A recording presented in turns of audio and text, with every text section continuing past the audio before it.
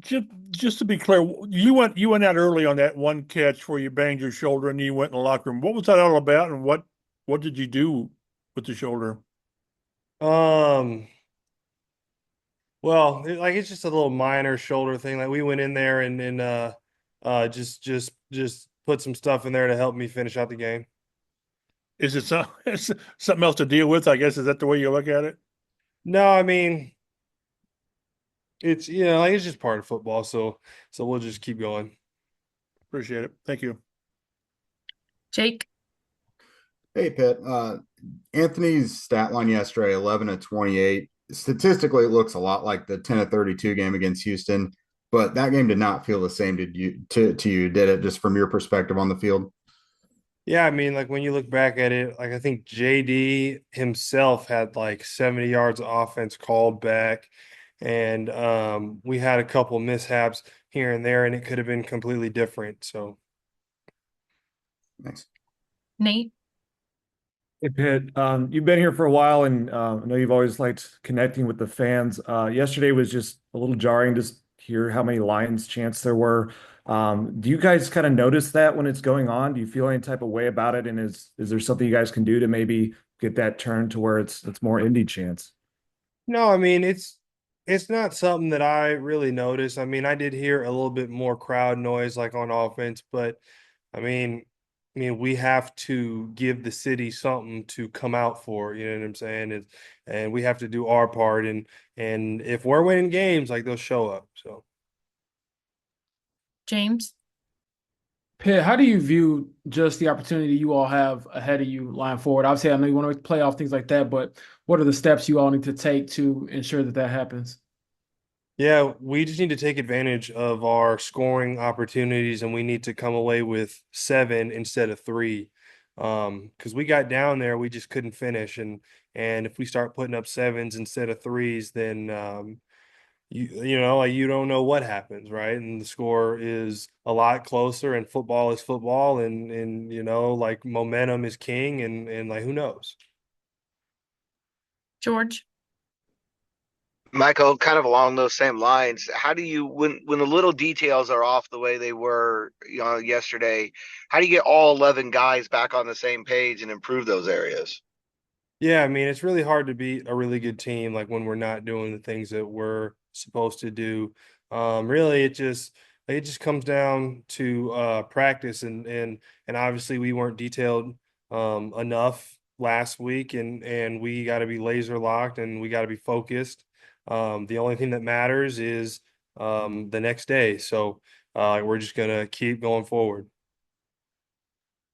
few more here. Stephen, Hey Pitt, I believe you haven't been in the playoffs, I think, since that one time your rookie season, right? Yeah.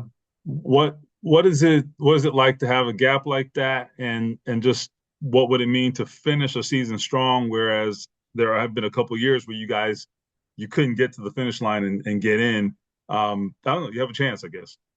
I mean, my first year, like we went to the playoffs, and I thought it was gonna be like an every year thing. Like I was like, oh yeah, like this wasn't that bad. Like we're gonna come back next year and the year after that, and then quickly I was humbled because it's not like that.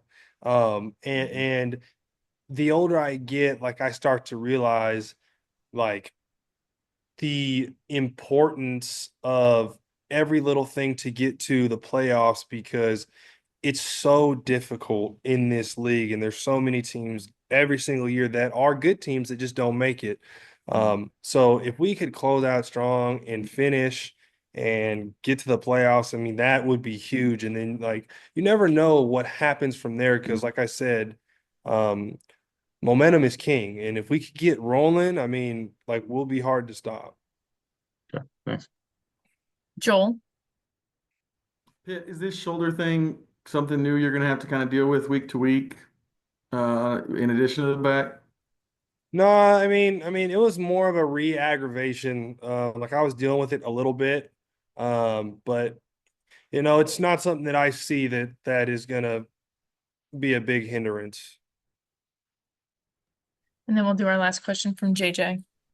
Hey Pitt, what are some of maybe the drawbacks and good things about having the latest possible bye week on the schedule? Yeah, so the good thing is we finally get a chance, and all those guys who may be injured, like we get our chance to heal later in the year, which could give us the advantage on a team who maybe had their bye week sooner. Um, and it gives people time to see family around the holidays, and really, I think that's the two benefits of having a bye week. They're like just this late, you get to heal up late in the season, and you get to see some family for the holiday season, I guess. Okay, sorry, Pitt. We actually have one more, and this will be our last one. Steven? I should have asked you just a minute ago. We'll talk to Shane in a second, but I mean, I know Josh is a little banged up. So what has he kind of meant to you guys this year? And I mean, you talked about all the yardage he had called back yesterday, just in terms of becoming like a big play guy too.